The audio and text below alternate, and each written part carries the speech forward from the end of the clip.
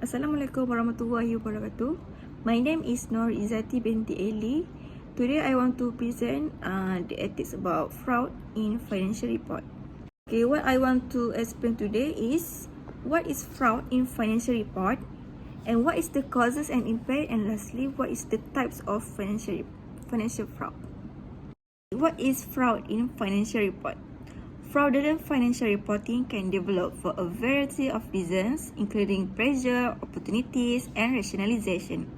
Other reasons include conflicts of interest between the principal and agent. The agency theory and fraud triangle theories both explain how the conflict of interest and the three conditions lead to issues. Okay, next, what is the causes fraud in financial report? The fraud triangle might be used to describe it. It is a framework that is frequently used in auditing to describe the motivation behind a person's choice to commit fraud. It is a framework that is frequently used in auditing to describe the motivation behind a person's choice to commit fraud.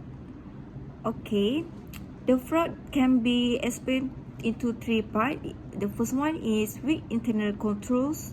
Second one, poor tone at the top, and lastly, inadequate accounting policies. Okay, for weak internal controls are methods and practices used to guarantee the accuracy of accounting and financial data. Fraud charges are created by weak internal controls such as insufficient job preparation, a lack of monitoring, and inadequate process documentation.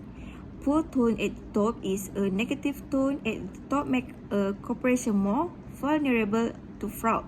It refers to high management and the board of directors' commitment to acting ethically with integrity and honestly. Lastly, inadequate accounting policies describe how things are recorded for the financial statements. Poor inadequate accounting procedures could give staff members a chance to tamper with the data. For the impact of the fraud in financial report, firstly, a crucial but extremely difficult task is estimating the cost of occupational fraud. Secondly, the collapse of the large corporations in the USA, the world's most powerful economy, had an impact on all financial markets worldwide.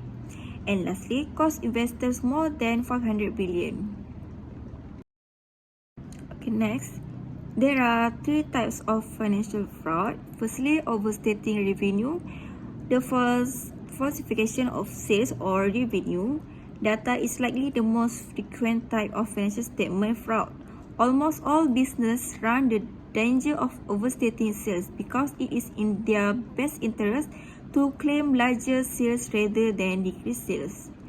Next, overstating assets.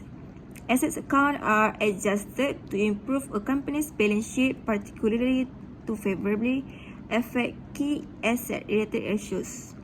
Okay, lastly, understating expenses.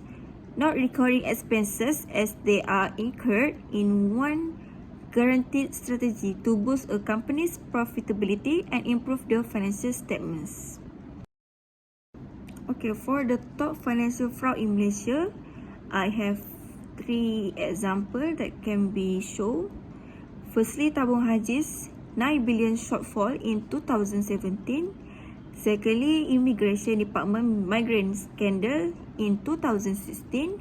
And lastly, 1MDB cases in 2015 that involved the Prime Minister that year. It is Datuk Sri Najib Tun Razak and his wife, Datuk Rosmah Mansor. Okay, that's all that I can share for you guys today. Thank you for listening.